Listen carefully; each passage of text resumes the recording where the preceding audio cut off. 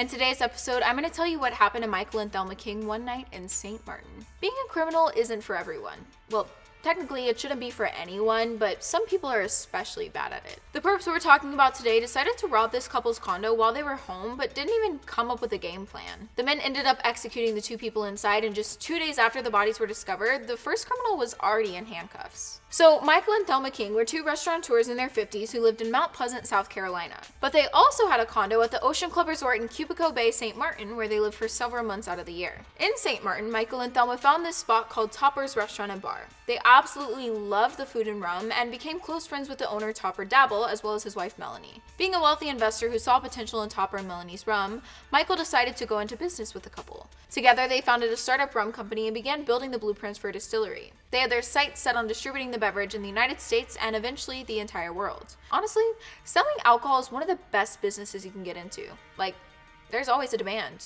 And it's pretty much foolproof. And I feel like it has to be fun to work at a distillery, right? Anyway, things were going really well for the Kings. They were pretty much at the point of retirement, aside from the rum business, which was more play than it was work. Michael used to be an insurance executive, so he had a lot of money to spend on him and his wife, and I'm sure it was amazing to live on a tropical island. But in September of 2012, their lives were about to be cut short. On the 21st, Michael's nephew got a call from someone in St. Maarten who asked if he knew Michael or Michael's brother Todd, aka his dad. The nephew immediately called his dad Todd to pass the message along. Todd was super confused, but called the dude in St. Maarten and found out that he was a police officer. The officer told Todd that he was working on a car theft case and found his brother Michael's credit card and cell phone. He said he was just going through Michael's contact list, calling around to see if anyone knew why his belongings were in that car. And while it seemed like Michael was a criminal, the police were actually about to find out that he was the victim of a very heinous crime. Here's what happened. On September 19th, Michael was having a cozy night in, sitting in the recliner and watching TV. As he was dozing off, 3 intoxicated young men walked by his and Thelma's condo and were all like, "Yo, I bet some rich people live in there. Let's hit it and see what they've got." The 3 men noticed that there were some lights on inside and a few windows open, meaning people were probably home, so they had to be quick and assertive. As swiftly and quietly as possible, the 3 robbers snuck into Michael and Thelma's balcony and twisted the door handle. It was unlocked. As they slowly made their way into the condo, the trio noticed the sleeping man in the recliner and decided to approach him. They tiptoed their way to the living room until they were standing right in front of Michael. One of them pulled out a firearm and touched the barrel to Michael's head. That's what finally woke Michael up. The cold touch of the pistol. How terrifying is that? Well, by the end of the robbers' visit, they had a bunch of cash in their pockets, and Michael and Thelma's lives were over. I'll go over the details of what exactly happened a little later. So it wasn't until 2 days later when the authorities found Michael and Thelma. In addition to the officers discovering Michael's things in the stolen car, a handful of the couple's friends went to the police in concern after not hearing from them for a few days. Topper last saw Michael on Wednesday the 19th. They were hanging out and having drinks with a few other friends. But the next day, Michael wasn't answering any of Topper's phone calls. So when Friday rolled around and still no word from Michael, Topper decided to stop by his condo. He banged on the door, but no one opened it. This spurred him to ask someone at the condo to jump the fence and let him know if they could see anyone inside. Apparently, the person came back and told Topper that they saw a corpse leaning over a chair. So it was time for a welfare check. When the police entered the King's condo, they found Thelma tied to a chair and Michael leaning over another chair on the floor in red fluid. In the words of St. Maarten's Solicitor General, it was an ugly scene. You know, it's stories like these that make me grateful I never became a detective. Don't get me wrong, I love talking about true crime, but I feel like actually being there at the scene has to be super tough. So, based on the way everything looked, the police theorized the slayings were a result of a robbery gone wrong. They could tell some things were missing from the condo, but weren't able to find any signs of forced entry. After the initial crime scene investigation, Michael and Thelma's bodies were sent off for examination, and the results confirmed what we already knew, that this was a gruesome crime committed by terrible people. When the news got out about the discovery, the whole town of St. Maarten was absolutely shocked. Not only was the area known for being safe, but Michael and Thelma were 2 of the nicest people ever. One of the King's old friends said they were the greatest people in the world. Michael would give you this shirt off of his back. Topper commented, they were beautiful people. They were kind to everybody. So who would want to hurt them?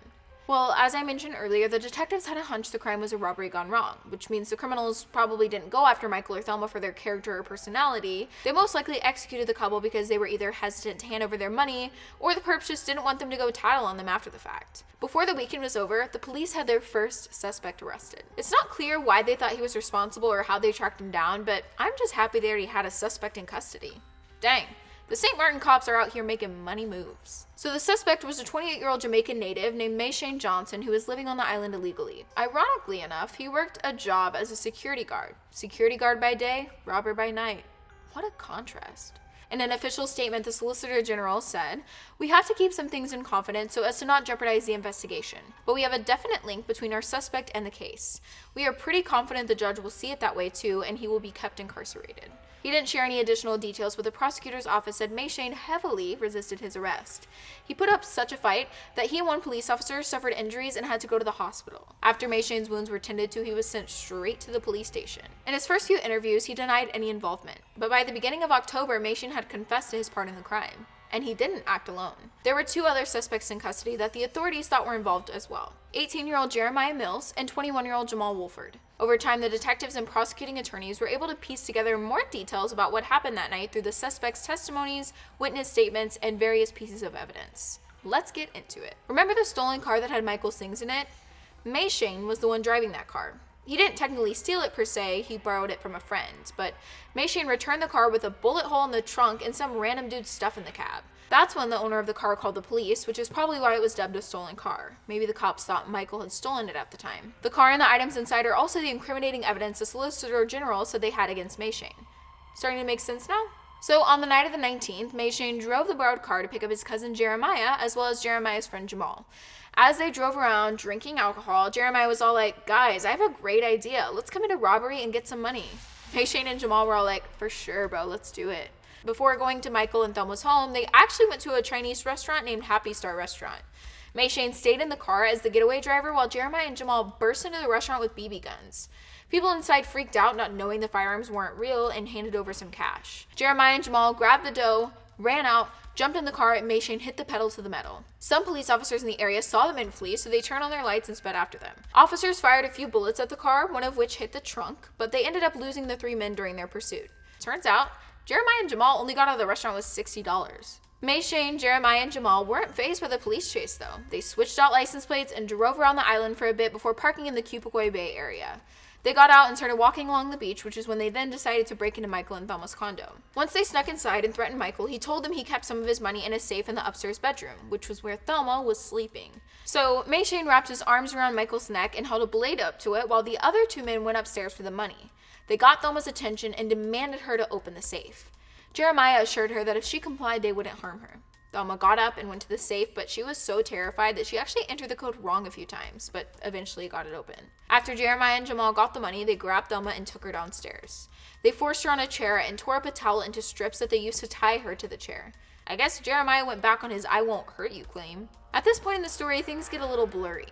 According to Mayshane, Michael suddenly moved and tried to help Thelma, so the blade Mayshane was holding to Michael's throat accidentally slashed him. After that, Mayshane said Michael was suffering in pain, so he decided to jab him a few times with the blade to put him out of his misery. And then he didn't want Thelma to have to live the rest of her life without her husband, so he decided to slay her too. During the autopsy, the examiner noted Michael's initial neck slash was way too deep for it to be an accident, so labeling this an accident was a bit of a stretch.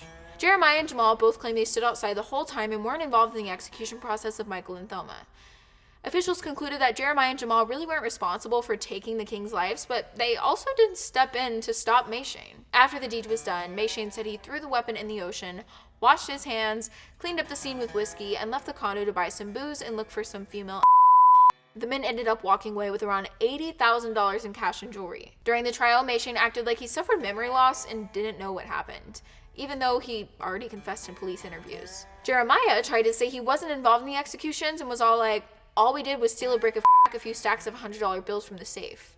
But no traces of substances were ever found in the safe when tested, and all the people who knew the King said they weren't involved with substances. So it seemed like Jeremiah was lying, which doesn't really surprise me at all. At the end of the trial, Mayshane was found guilty of slaying Michael and Thelma. He received a life sentence, which is the harshest punishment a criminal can get in St. Maarten since they don't have lethal sentences there. Jeremiah and Jamal were found guilty for their part in the crimes. Jeremiah got a 28-year sentence, and Jamal got a 22-year sentence.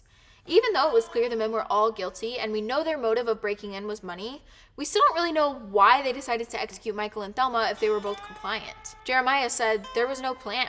There was never a plan. It just happened. It just happened? Why is he talking about it like it's so casual? Michael and Thelma's family expressed relief in the court decision and expressed gratitude for all the officers, lawyers, and court officials involved in serving justice to the men who robbed them of their loved ones. Later, though, all 3 criminal sentences would be reduced. Most notably, Mayshane's was knocked down to just 30 years. Todd and a few of the other King relatives decided to pick back up on the rum business with Topper and Melanie because they knew that's what they would have wanted. The company, Topper's Rum, became a reality, and soon enough, bottles were being distributed in liquor stores and markets in St. Maarten, Canada, and the United States. But wait until you hear this. Jamal actually worked at Topper's restaurant and bar for a brief period in 2012. So maybe he knew exactly who Michael was and that he would be a good target. Or maybe Topper and Melanie were the masterminds behind the crimes. Honestly though, they seemed super sweet and they were very shaken up about the incident, so I highly doubt that. Well, I think it's just about time to call it a day. Let me know what you think about this case in the comments below, and I'll see you next time.